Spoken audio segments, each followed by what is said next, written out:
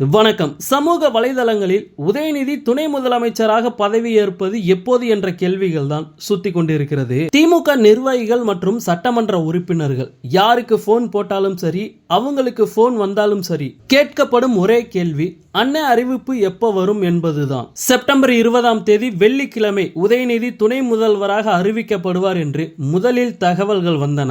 அதனால் அமைச்சர்கள் பலர் சென்னையிலே முகாமிட்டு இருந்தார்கள். செப்டம்பர் 19ஆம் தேதி வரை சென்னையில் இருந்த பல அமைச்சர்களும் எம்எல்ஏக்களும் மற்றும் இளைஞரணி மாநில நிர்வாகிகளும் அறிவிப்பு வந்தவுடன் புறப்பட்டு சென்னை வரலாம் என்ற திட்டத்தோடு அவரவர் ஊருக்கு புறப்பட்டனர். அமைச்சர் ஏவா வேலு மட்டும் திருவண்ணாமலையில் கட்சி தொடர்பான சந்திப்புகள் இருப்பதால் 18ஆம் தேதி பிற்பகலே ஊருக்கு சென்று விட்டார். அமைச்சர் துரைமுருகன் முதலமைச்சர் மு.க. ஸ்டாலினிடம் எதுக்குங்க இன்னமும் தாமதம், எல்லாருமே ஏத்துக்கிட்டாங்க, அமைச்சரவை மாற்றமும் வரும்னு சொல்றீங்க, அப்படி ஒரு திட்டம் இருந்தால் அதையும் சேர்த்து தாமதிக்காமல் செய்து விடலாமே என்று கேட்டுள்ளார். அதற்கு முதலமைச்சர் மு.க. ஸ்டாலின் செந்தில் பாலாஜி வரணுமே என்று கூறியுள்ளார். அமைச்சர் தங்கம் தென்னரசு தனக்கு மின்சாரம் மற்றும் நிதி ஆகிய இரு துறைகள் சுமையாக இருப்பதாக முதலமைச்சரிடம் கூறியுள்ளார். ஆகையால் மின்சாரத்துறையை எடுத்து உதயநிதியிடம் அளிக்கலாம் என்று ஒரு விவாதம் ஓடிக்கொண்டே இருக்கிறது.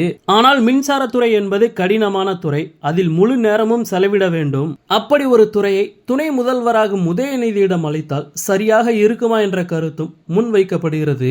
இந்த நிலையில் உதயநிதிக்கு துணை முதலமைச்சர் பதவி அளிப்பது எப்போது என்பது முடிவாகிவிட்டது. அதை அறிவிக்க வேண்டியதுதான் பாக்கி என கூறப்படுகிறது.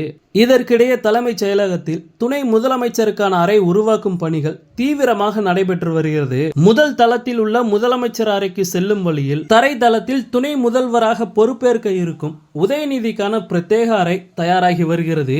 3 முதல் 4 கேபின்களை இணைத்து பறந்து விரிந்த அறையாக அந்த அறை தயார் செய்யப்படுகிறது. கிட்டத்தட்ட 75% பணிகள் முடிந்து விட்டன என்கிறார்கள் கோட்டை வட்டாரத்தில் உள்ளவர்கள். அது மட்டுமில்லாமல் உதயநிதி ஸ்டாலின் துணை முதலமைச்சராக நியமிக்கப்பட்ட பிறகு அவரது செயலாளராக வரப்போவது யார் என்ற போட்டி IAS அதிகாரிகளிடையே தீவிரமாகியுள்ளது. அடுத்த 2 வருடங்களில் மிகவும் சக்தி வாய்ந்த பதவிகளில் ஒன்றாக இருக்க போவது துணை முதல்வரின் செயலாளர் பதவி.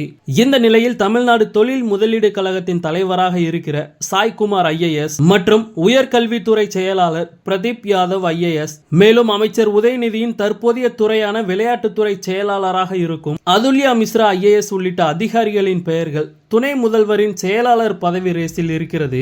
இவ்வாறு நிர்வாக ரீதியாகவும் கட்சி ரீதியாகவும் உதயநிதி ஸ்டாலின் துணை முதல்வர் ஆவதற்கான ஏற்பாடுகள் தயாராகிவிட்டன.